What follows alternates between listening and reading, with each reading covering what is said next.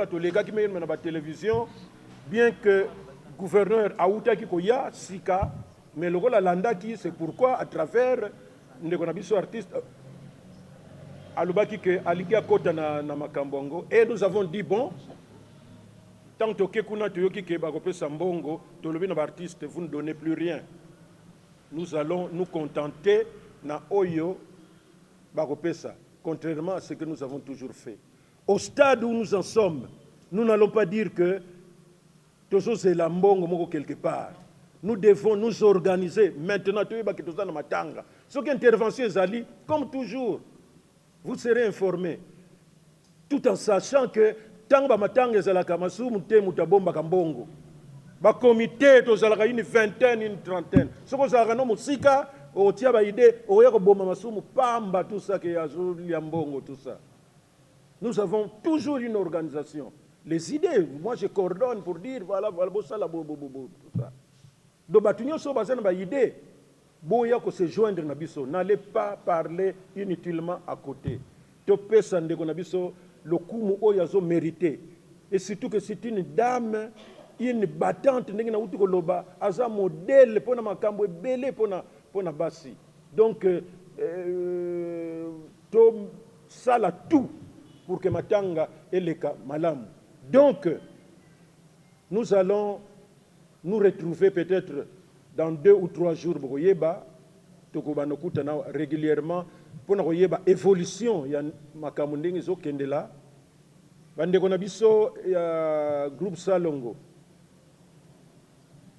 ba keneki na mama yemo pona ko futa et puis ko sala luka transfert soki ba yeba ko pesa biso évolution nango ndenge parce qu'on a dit pas mama yemo nous allons chercher soit ngaliema soit cinquantenaire mais beaucoup de chance na cinquantenaire c'est beaucoup plus calme que ailleurs. Donc nazokene na suka pona koyebisa to partager information oyo pour que sensibilisation ezala makasi ndenge famille ya ko proposer ko sala ndenge tolobi ndenge biso to kozala na bango pembeni. Nous n'allons pas faire nous signer ba mikanda te na famille yo soki boité et ça contraté ça te soki loko nini événement moko commercial to signer ba contrat soki na banani rien. Nous sommes une association disciplinée, organisée, mais tout est ça la cas, dirigée par des artistes, comédiens qui souffrent et qui vivent, mais qui vivent de ce travail.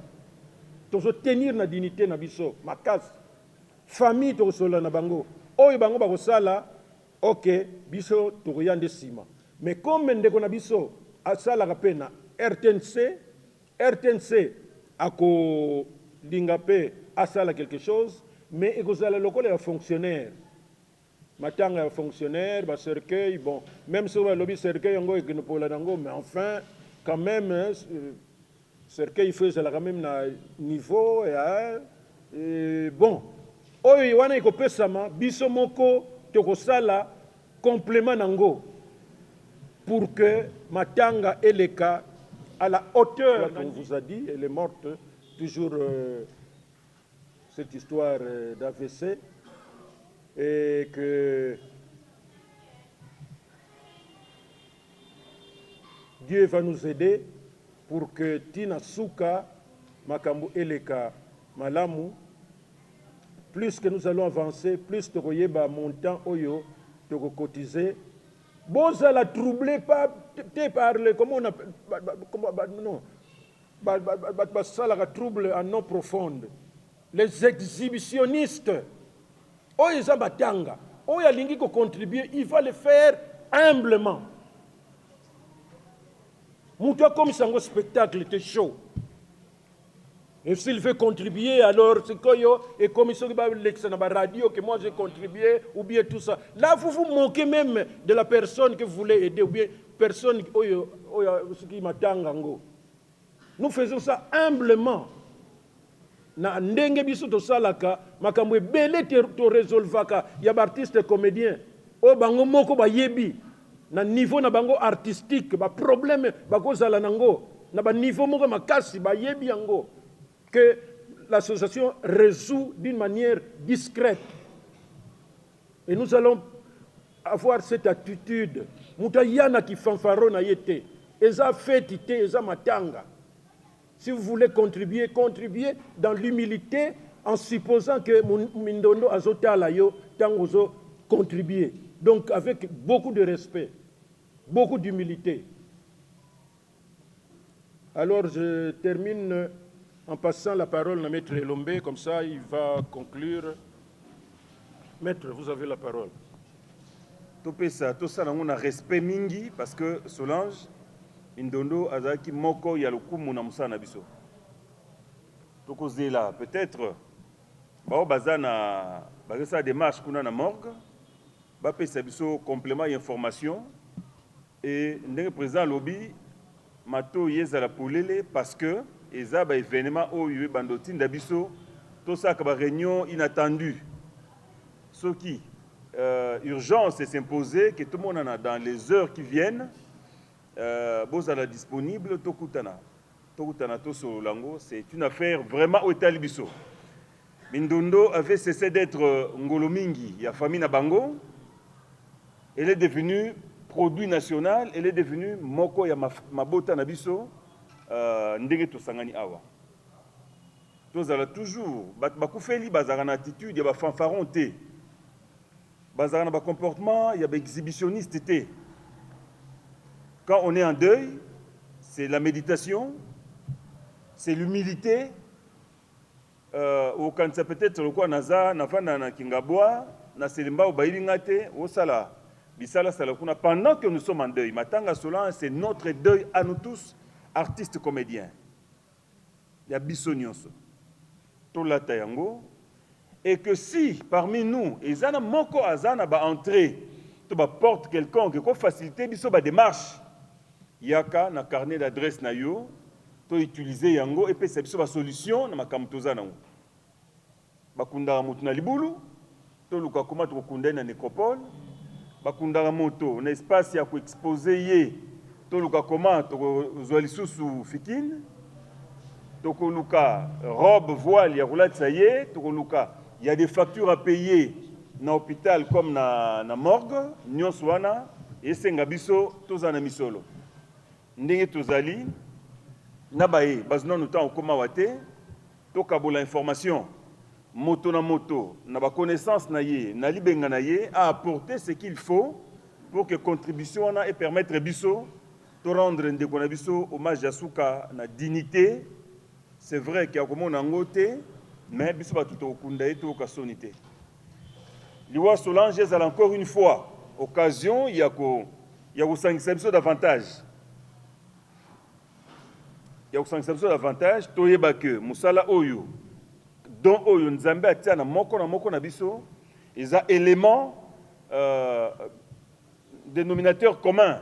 Et ça tous ala toujours liboke moko, tous ala toujours bana ya même famille qui s'appelle la comédie populaire congolaise. Voilà, je crois, moi, Mouké, Ndenanobaki, à Moutouya, président Assise Djawoloba, Nassilisi, président. Mais les deux, comme ils en allaient dans l'auto, Tokendaka, pour faire sa famille, comme ils font sa bisomoko, parce que bisonde Tokoufeli, tous à la permanente, tous à la casale. S'il y a des idées, évitons un comportement, il y a un comportement bizarre, un énervement, même la question où il y a, Bosimbi Bakisi, Akoufina Boye, tous ça, chers amis et frères, Bokipe Yangouti, Solange comme un star, Oye Kolobama autour, il y a Yuana, Nyon se Rosalia Malamouté, Bakobamba Yakobamba, Bakopakula, c'est ça qui chasse à Tuebiango.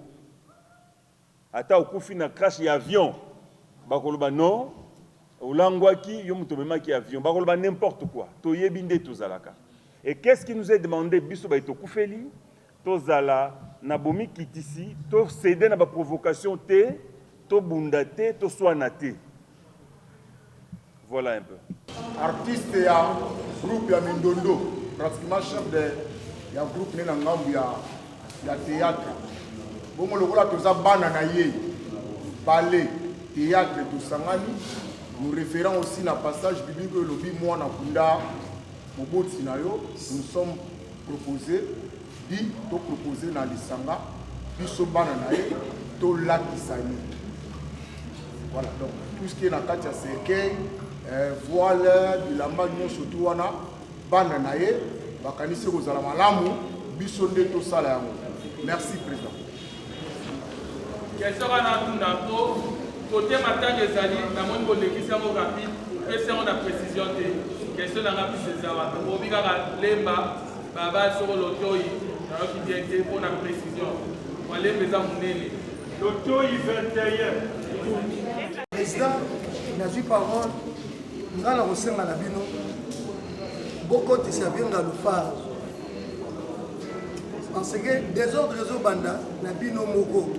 Biso tozo ebelonti soki mavwange bande pa na bino nanga koleka na basese ekomi kolobo baliaki boye baliaki boye bino bikonzi bosangana bozala eloko moko po biso kimi ezala donc bino bosangana bino nyonso po mobulu ezala te koyimayima ezala te bino bozala eloko moko po bato bazala nsima mpe bazala eloko moko na soki kaka wana Kala Naki secrétaire général. Suivez dit. Hollanda papa. Oh. Kala Nazaki secrétaire général à NTPC depuis sa création. Mais tant que tu sali réforme pour que transition moko salima équipe à Sika base à la préparer na diriger ba comédien. Ndé président Tikala pour préparer période oyo Ngalfar aza vice-président. Muto Longola azati. Awa toye toyoki ndeko na biso akufi toye biso nyonso yo oyo ki akufi sango tambo to na réunion lem so aza disponible te lem so aza banzela benga ki na tongo mais na yebaki programme ya après midi oyo te pesa na yeko benga so na ndenge toza soko yoki te la kufi obengi nanu kuna obengi baninga nde pa wapi ozwa programme il y a pas une exclusion. Les comédiens sengel boyeba nga naza conseiller na sous CGT mais quand il y a des problèmes il y a des comédiens il y a un TPC naza toujours wana toujours en concertation na président tout ça la nine tout ça la boye tout bon ça boye. Le mal c'est quoi? La plupart bazo ba responsabilité na équipe oyo bayakate le mal c'est ça mais ba on peut bazate. Peut-être que dans contre-temps, Boé Bissabango, Tozana Matanga, to continuer Kokutana, pour Akoufiaza Moko Nabiso. Désordre au sommet, et ça peut-être disponibilité, Yabasusu. Donc, si vous avez un avion Galoufa, rappelez que tu as une réunion, vous allez quitter, to sololi boye. Vous allez à l'écoute, ce qui, prochaine rencontre Salemi Azala, parce qu'on a besoin de tout le monde. Même en dehors de Matanga, on a besoin de Bakulu, partage d'expérience. Je crois Ngalfar n'est pas exclu. Comme Bamsoussou Baza Awate, Baza peut-être un programme Soussou, Bopé Sabango Sango, peut un rapport Yamaito Sololi pour la prochaine rencontre. Daddy Oyoki.